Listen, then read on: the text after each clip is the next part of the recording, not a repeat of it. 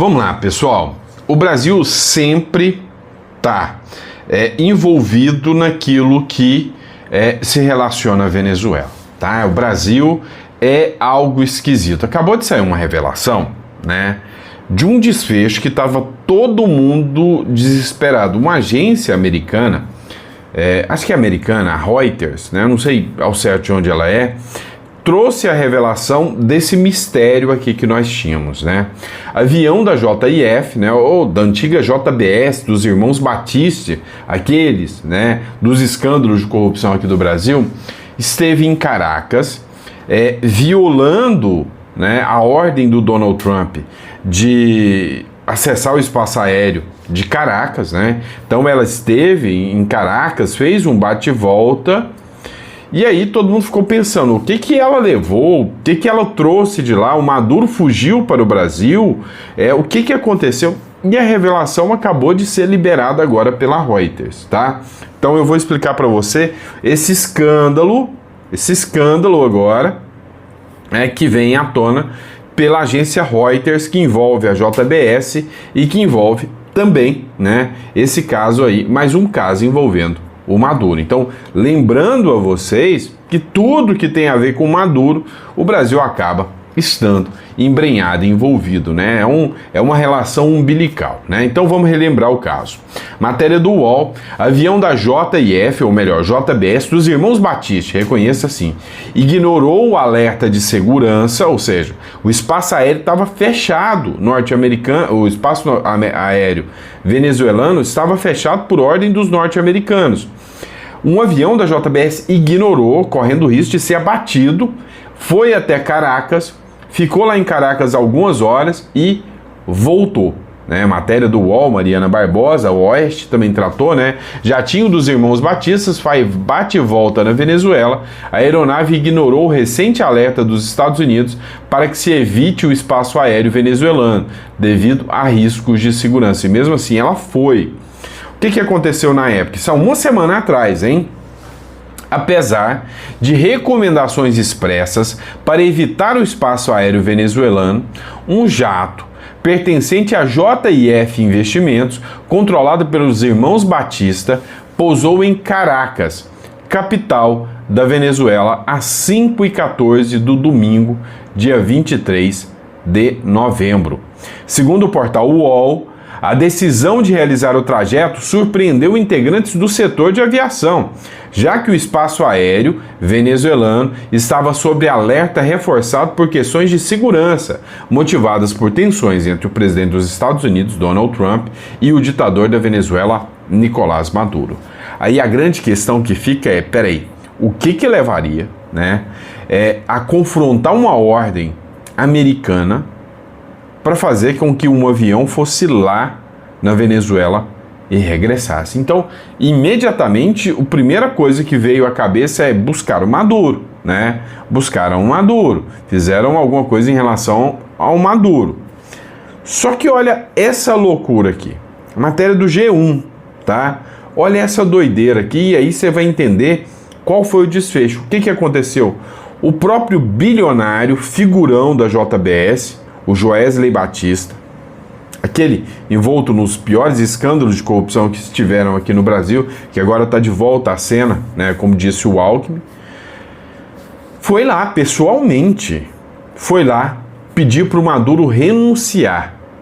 É o que diz, né? Não foi nem a Reuters, foi a Bloomberg, né, que deu essa informação.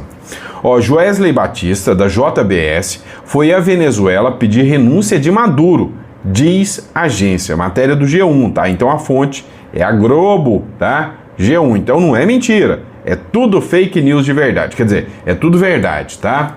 Segundo a Bloomberg, funcionários de Trump sabiam da viagem de Batista a Caracas para reforçar a mensagem do presidente americano, apesar da visita ter sido uma iniciativa própria do bilionário, né? Ou seja, foi o próprio Joesley Batista que quis ir lá, tá? Para reforçar a mensagem do Trump. É esquisito isso, né? E aí a gente já tem uma teoria sobre isso aqui. Joesley Batista coproprietário da JBS, ou seja, sócio do seu irmão ali, né, viajou a Caracas, na Venezuela, para convencer o presidente Nicolás Maduro a renunciar, segundo uma reportagem publicada na agência de notícias Bloomberg nessa quarta-feira. De acordo com a agência, a viagem ocorreu na última semana e Maduro e o bilionário se reuniram no domingo, dia 23 de novembro. Então teve a reunião dos dois, 2 dias depois da conversa entre o líder venezuelano e o presidente dos Estados Unidos, Donald Trump. Também ontem o Maduro revelou que teve o diálogo com o Donald Trump, tá? Que teve uma conversa com o Donald Trump. Só ontem que foi revelado, né, que o Maduro teve coragem. Não, foi uma conversa boa, a gente conversou, foi tudo tranquilo. Só ontem, né, que o Maduro acabou, né, relatando essa conversa. E aí, né, foi logo depois dessa conversa do Trump com o Maduro que o Joesley Batista foi lá ter mais influência que o presidente da República norte-americano, né, tentar convencer o Maduro de dar linha. A renúncia de Maduro é um desejo do governo Trump. De acordo com a agência de notícias Reuters, agora é da Reuters, a administração chegou a dar um ultimato ao presidente para ele deixar o cargo até sexta-feira, dia 28, o que não aconteceu, né? Mas ele não acatou os pedidos venezuelanos para sair da presidência.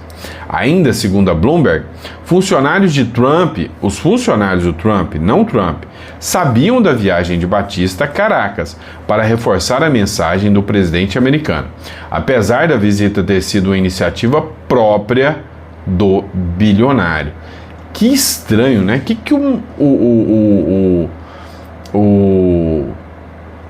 o Joesley Batista tem de interesse nisso? Você não acha esquisito, né? Que o Joesley Batista tem que ir lá fuçar nisso? Cara, é esquisito. Sinceramente, é estranho, né? Agora, estava observando alguns vídeos, alguns comentários, inclusive do Ivan Kleber, e aí eu cheguei à seguinte conclusão. A proposta é que o Maduro saia, vá para a Rússia, leve seus aliados, vai ter uma quantia grande de recursos alocada lá para o Maduro viver bem para o resto da vida. Isso é fato, tá? Só vai perder o poder, mas vai viver lá na Rússia para o resto da vida. E se o Joesley Batista foi até lá por iniciativa própria, pediu autorização para atravessar o espaço aéreo, é porque ele sabe que tem revelações perigosas demais que o Maduro pode fazer. Ele quer saber até onde o Maduro está disposto a fazer essas revelações. Que aí, eu acho que envolve o seu amiguinho que está na presidência agora, que voltou à cena, como disse o Alckmin, né? Então eu acho que o Joesley Batista foi lá mais para sondar até onde o Maduro está disposto a entregar, né, seus aliados do Foro de São Paulo. Pelo menos é a minha visão, é o meu ponto de vista. E você, o que você acha sobre isso? Deixa o seu comentário. Vamos lá. Ó, o Darcio Bacarense, ele fez um vídeo falando sobre, né, uma fala da Sadi, que deu uma declaração que alguns jornais repercutiram, mas que deveria cair como bomba no Brasil. Ou seja, depois daquilo que está sendo chamado de golpe do Gilmar Mendes, né? Depois do Gilmar Mendes ter feito aquele absurdo que é a mudança, né, na lei do impeachment, na canetada, né, de forma monocrática, uma aberração jurídica, a Globo revelou que os ministros do STF estão fazendo investigação e monitoramento dos senadores de acordo com seus posicionamentos. Algo mais antirrepublicano, mais antidemocrático do que isso não existe. Só que aí eles estão com medo agora da repercussão disso. Dá uma olhada. Foi por medo, bateu o desespero, e a própria emissora oficial do regime admite. O Supremo está observando de perto os senadores que têm ameaçado, que têm usado isso como bandeira, que dizem que vão usar isso como bandeira. Impeachment de ministro do Supremo durante a eleição. Sobe no palanque e faz esse discurso. E vocês acham que é só o Supremo que está acompanhando de perto? Não. A população está acompanhando com lupa, ou melhor, microscópio, porque o candidato que não fizer esse compromisso com a população não vai receber o nosso voto, não. Agora, fica comigo, porque ela vai falar sobre o Gilmar Mendes, mas eu quero trazer dicas para os atuais parlamentares. Tem solução, estamos dormindo no ponto. O ministro Gilmar Mendes, na minha apuração, já vinha conversando com alguns senadores, falando sobre esse assunto e também falando internamente, lá no Supremo. Um grupo ali de ministros queria que isso fosse resolvido até o fim do ano, exatamente pelo motivo que eu contei aqui, campanha eleitoral. Não tem ninguém no Supremo, ali no entorno do ministro Gilmar Mendes, que negue que isso tem a ver com proteção para os ministros. É isso, ninguém nega que eles estão preocupadíssimos com a possibilidade de uma mudança no Senado que possa acarretar numa faxina no STF. E qual é o instrumento que eles estão utilizando? As tais ADPFs e ADIs, que é ação de descumprimento de preceito fundamental e ação direta de inconstitucionalidade. O Gilmar Mendes fez uma interpretação sobre uma lei de 1950, a Lei 10.079, vulgo Lei do Impeachment. Gente, ele fez uma nova interpretação sobre uma lei de 1950, 75 anos tem a lei. E por que isso é possível? Aí é que está o X da questão. Embora a Constituição faça a previsão desses dois instrumentos, a Constituição também prevê que haveria uma lei que faria a regulação.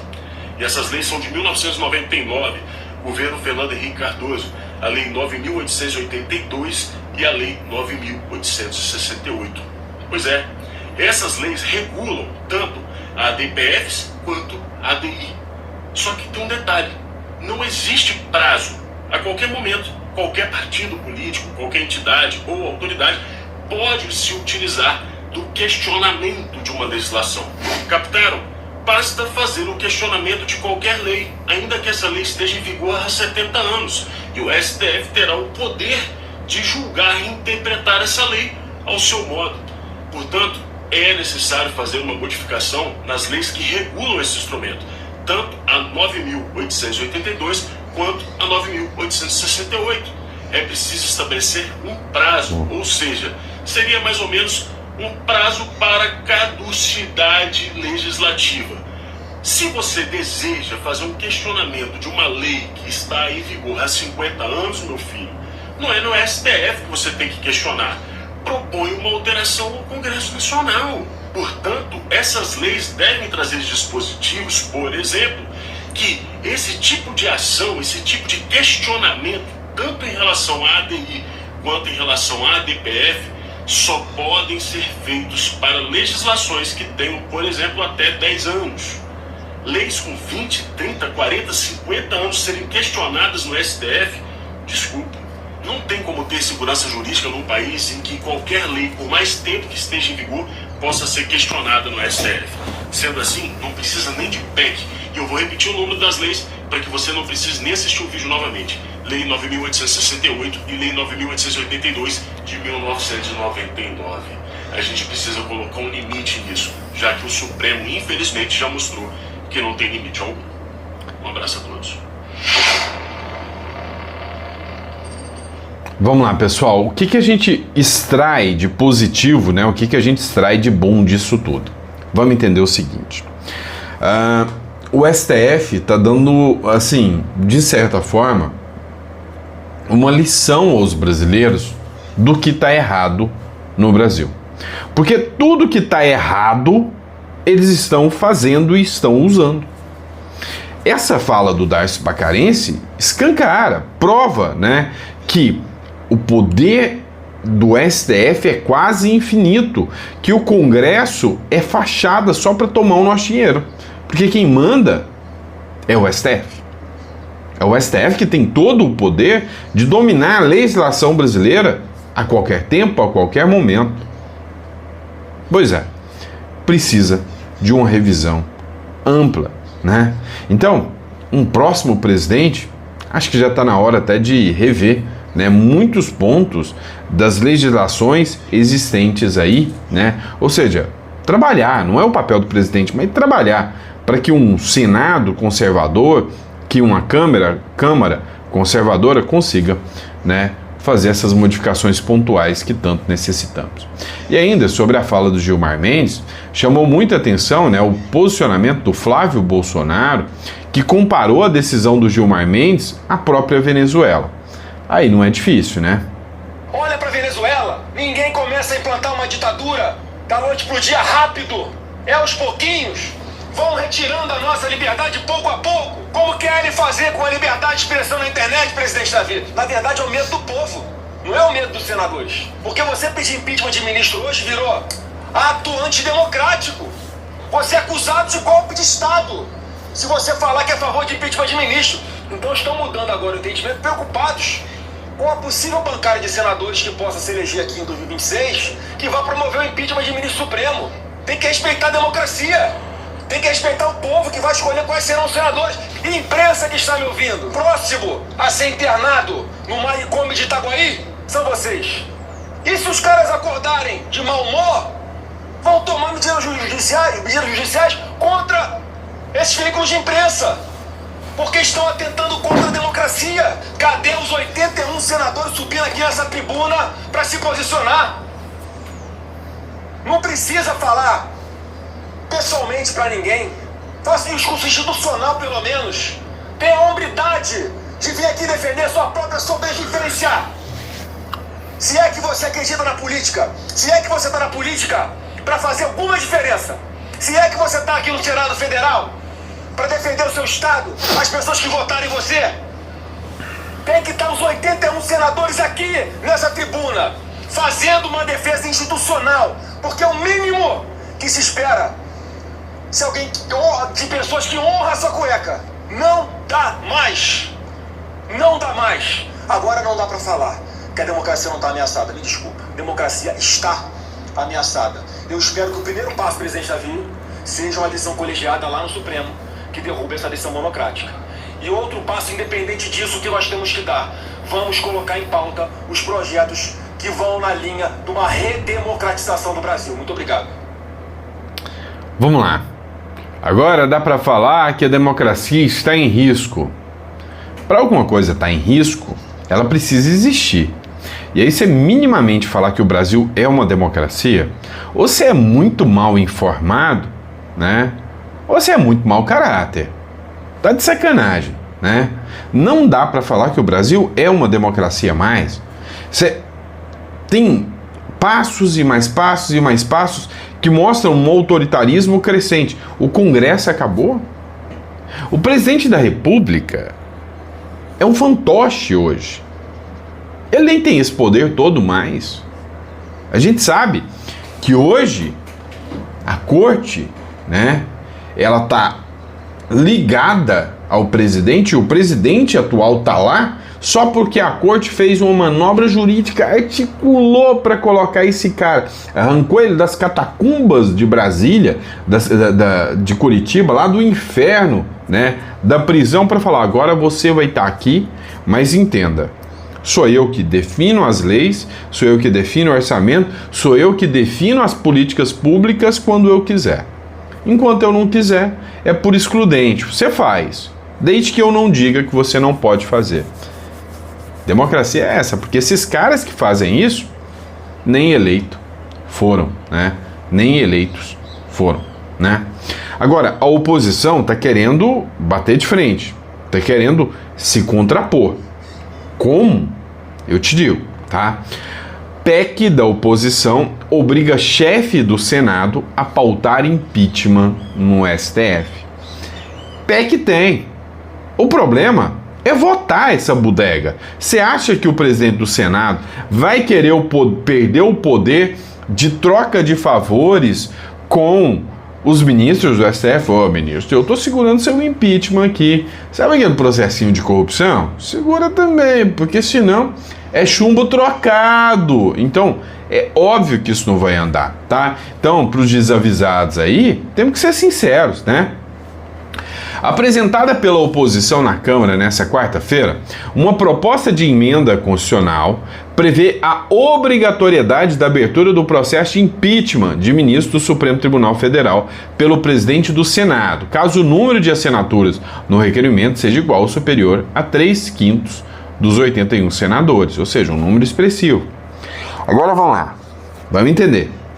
O Davi Alcolumbre disse que não pauta o impeachment nem se tiver 81 assinaturas, incluindo a dele. Por quê? Ora, eu vou perder uma moeda de troca dessa? Mas né? Sempre que eu vou manter isso aqui. A PEC se contrapõe à decisão liminar do ministro Gilmar Mendes, que atribui exclusivamente à Procuradoria-Geral da República a prerrogativa de representar pedidos de impeachment contra ministro do STF. A proposta de emenda à Constituição apresentada reforça o caráter republicano do impeachment, restabelece a competência exclusiva do Senado Federal e impede interferências indevidas do Poder Judiciário. Estabelece o texto apresentado por deputados do campo conservador. Tá? É o seguinte, eu tô até com medo de dar mais ideias, né? Igual, vocês sabem que eu propus uma ideia que chama PEC da Pauta Popular, ou seja, foi mais de 30 projetos de lei que eu enviei e que ideias, né? E os deputados lá que fizeram. Eu respondo hoje, né, por uma dessas ideias. É sério, tem um processo que eu respondo porque eu dei uma ideia de um projeto, né? E aí deu a maior dor de cabeça esse negócio, tá? E aí a gente ainda vai falar sobre isso. A PEC da Pauta Popular, né? O que eu falei sobre a PEC da Pauta Popular? Eu acho que agora é hora da gente falar disso, mas não adianta, né? Nenhum deputado ou senador vai querer abraçar essa pauta. O que é a PEC popular? Né, PEC da Pauta Popular. Você pode pesquisar, em 2020 eu apresentei isso aí, esse projeto, mandei mais de 100 e-mails para deputados, senadores, tive conversas pedindo para eles aprovarem nada. O que é a PEC da Pauta Popular? É o seguinte, eu escrevi um artigo dizendo que existe no Brasil um poder negativo. O que é o poder negativo? O poder negativo é quando o Senado ou a Câmara dos Deputados tem um projeto e eles seguram, engavetam. Ou seja, eles põem a pauta negativa. É uma vontade que aquilo se ande, mas eles travam. Então eles têm a pauta negativa de negar qualquer projeto. Então eles têm um poder na mão. E que isso é uma aberração. Vou te dar um exemplo. No Brasil, tem o que a gente chama de iniciativa popular. O que é iniciativa popular? Eu, Sandro brasileiro, por exemplo, posso fazer um pedido, né, de um projeto, vou ter uma ideia aqui de lei aqui e ser processado por isso. Vou ter uma ideia, tá? E nessa ideia eu colho assinaturas e faço um pedido para que isso se torne lei. É a iniciativa popular e está prevista na Constituição. Então, eu tenho que pegar quase 5 milhões de brasileiros que vão dar a sua assinatura para chegar lá e falar, ó, eu quero um projeto de lei, e nesse projeto de lei eu quero que aumente a maioridade penal de 18 para 15 anos, por exemplo, tá? O povo pediu. Cai na mão do Davi Alcolumbre ou na mão do Hugo Mota e ele fala, eu não vou pautar. Você entende que esse cara que recebeu, sei lá, talvez 20, 30 mil votos, como por exemplo no Amapá, ele trava o pedido de 5 milhões de brasileiros. Vamos pôr um MP, por exemplo, um presidente da República recebe 60 milhões de votos. Chega esse pedido da MP, o presidente da Câmara ou do Senado simplesmente não põe em votação. O que a PEC da Pauta Popular fala? Olha, qualquer projeto que estiver correndo no Congresso, qualquer projeto, qualquer um. Então, por exemplo, essa PEC agora, que torna obrigatório o impeachment do STF, caiu na mão do Davi Alcolumbre e ele falou, não vou apresentar, vou travar. Nós, o povo brasileiro, colheríamos, né, o número de assinaturas necessárias para a iniciativa popular. Só que em vez da gente pedir a iniciativa, a gente vai pedir para pautar a PEC da pauta popular, ou seja, o povo vai pautar. Então, colheríamos assinaturas do povo, apresentávamos e falava, olha, o povo pediu para que este projeto esteja na próxima sessão e que ande, tanto na Câmara quanto no Senado. Se o presidente da Câmara ou do Senado não pautar, ele está desrespeitando diretamente a soberania do povo e ele responde automaticamente por falta de decoro parlamentar. Pode ser até cassado. Entende? Eu apresentei esse projeto. foi considerado antidemocrático. Mas é a PEC da pauta popular. Tem lógica isso? Não tem, né? Então, assim, foram mais de 30 projetos. Eu tenho até medo hoje de dar ideia de projeto, tá? Uma regra incluída na proposta estabelece que, se o pedido de impeachment for apresentado com assinatura de pelo menos 3/5 dos senadores, o recebimento será automático. É parecido. 3/5 dos senadores. A diferença é que, na PEC da pauta popular, se eu colher a assinatura do povo e falar, olha, o fim do foro privilegiado tem que andar. No outro dia, na próxima sessão, tem que estar protocolada. Se não tiver, o Davi Alcolumbre responde por falta de decoro parlamentar. E o vice-presidente põe na pauta automaticamente. Ela cai na pauta por votação aberta. E se o projeto for ruim? Ora, se o projeto for ruim, os senadores vão ter que pôr a cara e votar contra. Mas foi isso. Para quem puder aí, dá uma pesquisada no YouTube aí, ou no Google, PEC da pauta popular. Tá? PEC da pauta popular. Só para vocês entenderem, né? A quantidade de projetos, de coisas que a gente já propôs, né? E sabe, né? Eu tenho dor de cabeça ainda por projetos que eu dei ideia, né? Vamos lá. E por falar em Alcolumbre, Gilmar Mendes, vamos mais essa aqui. Acordou. Alcolumbre perde a paciência com a decisão de Gilmar Mendes. Será, hein? Sei não. Uma decisão de um magistrado do Supremo Tribunal Federal tentando usurpar as prerrogativas do Poder Legislativo. Manifesto às senadoras e os senadores que esta presidência recebe com muita preocupação o conteúdo da decisão monocrática da lavra do ministro Gilmar Mendes, Monocrática que ainda existe, né? nos autos da ADPF 1259. Não é, no mínimo, razoável que uma lei votada em 2 casas legislativas e sancionadas pelo presidente da República seja revista pela decisão de um único ministro do Supremo Tribunal Federal. Para tanto, deve ser exigível a decisão colegiada da Corte, instância única e última para se declarar a constitucionalidade ou não de uma lei vigente. Também, neste sentido, tramita no Congresso Nacional a PEC 8, já votada e aprovada no Senado Federal, aguardando deliberação da Câmara dos Deputados. Portanto, o Parlamento está atento e tomando as providências para que o aprimoramento legislativo aconteça, sabedor de que o exercício do seu direito de decidir ou de não decidir está amparado na vontade do povo que elege os seus membros, exatamente como deve ser numa democracia.